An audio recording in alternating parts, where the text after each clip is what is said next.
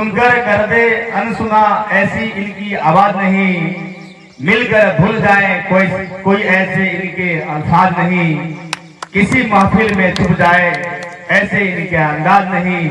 सूरज से दमकते हैं एक किसी के परिचय के मोहताज नहीं। विश्रामपुर विधानसभा क्षेत्र में इस वर्ष मां लक्ष्मी पूजा का भव्य आयोजन पूरे श्रद्धा और उत्साह के साथ किया गया।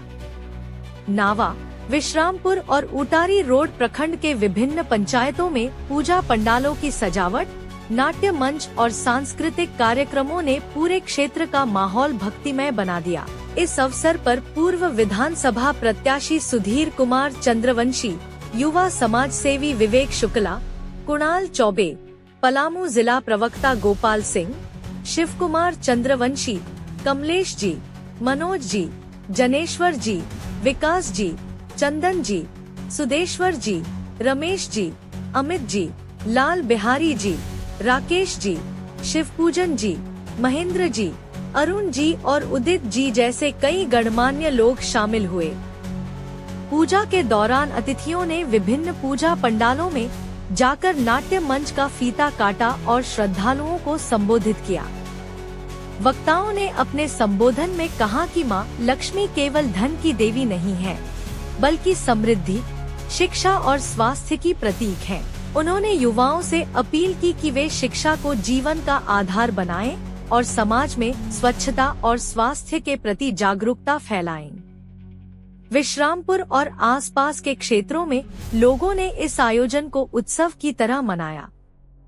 पूरे कार्यक्रम का उद्देश्य धार्मिक भावना के साथ साथ सामाजिक चेतना को भी मजबूत करना था।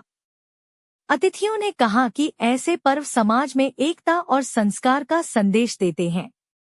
अंत में सभी ने मां लक्ष्मी से क्षेत्र की खुशहाली, समृद्धि और शांति की प्रार्थना की। हम सबों के बीच अपने मुखार बंधु से सुशोभित करने का काम करेंगे।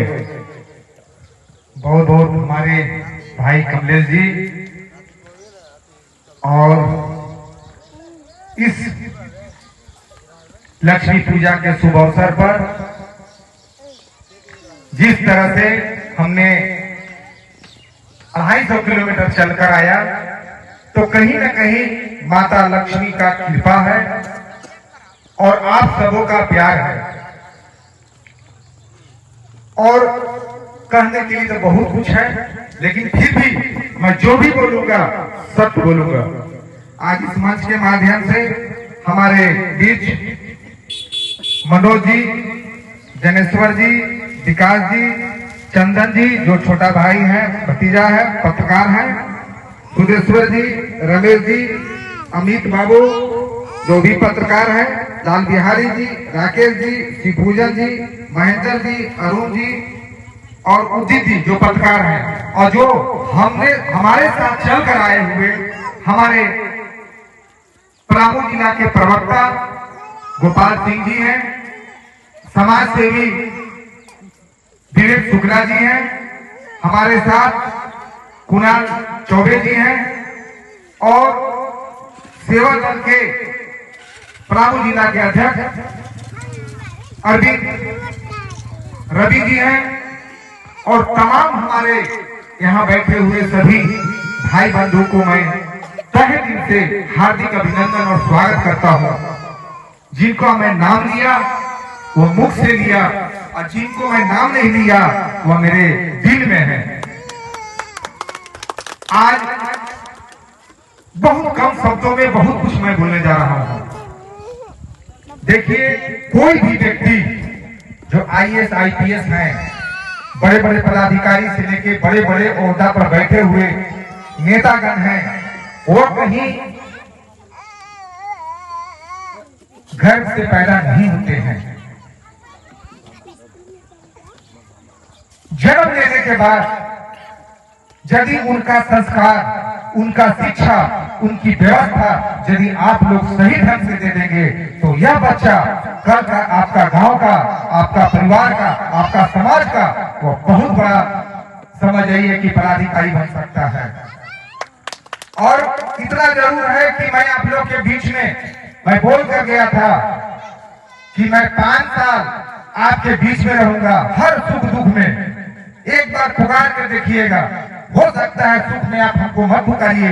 लेकिन जब भी आपके गांव में, आपके परिवार में कोई कष्ट होगा तो एक बार सुधीर चंद्रवंशी को जरूर याद कीजिएगा, क्योंकि मैं आपके बीच में हमेशा आऊंगा तो भाई बनकर, भतीजा बनकर, आपका घर का परिवार बनकर मैं हमेशा आता रहूंगा। आने वाला समय में बहुत से नेता लोग आए और चले गए, लेकिन मैं कहना चाहता हूं, मैं अपने बात को आपके बीच में रखना चाहता हूं कि आने वाला समय में आप यदि अपने परिवार को, अपने समाज को, अपने गांव टोला को मजबूत करना है तो जब तक नहीं अपने बच्चे को शिक्षित नहीं बनाइएगा तब तक आप आगे नहीं बढ़िएगा, क्योंकि शिक्षा वह शेरनी का दूध है, जैसे गोपाल जी बोले थे, डॉक्टर भीमराव अम्बेडकर जी ने उस बात को रखे थे। शिक्षा वह शेरनी का दूध है, जितना पिएंगे उतना ही आप शेर की तरह दहाड़ेंगे। माता रानी का कृपा यदि आपके घर में है तो आपके लक्ष्मी माता के साथ साथ आपको सरस्वती माता का रहना बहुत जरूरी है, क्योंकि सरस्वती माता ही लक्ष्मी का एक रास्ता है, लक्ष्मी आने का एक व्यवस्था है। आज चुनाव नहीं है, लेकिन इतना मैं जरूर कहना चाहता हूं कि आने वाला समय में यदि ऐसा नहीं है, कोई जोर जबरदस्ती नहीं है, 3 चीज के लिए, शिक्षा, स्वास्थ्य और सिंचाई, और मैं पूरे हिंदुस्तान में लगभग एरिया में घूम लिया हूं, और घूमने के बाद हमको पता चला कि आखिर हमारे लोग कैसे पीछे हैं, हमारे लोग आगे क्यों नहीं बढ़ रहे हैं। तो पहला कारण है शिक्षा,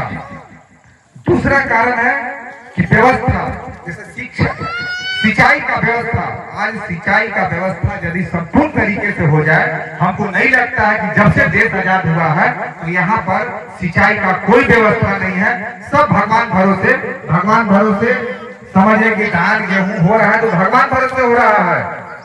लेकिन पंचवर्षीय योजना के तहत कैसे बाहर से पैसा लाया जाता है, किस परिस्थिति में लाया जाता है, किस तरह से बात को रखने के बाद आप इसी क्षेत्र के लिए पैसा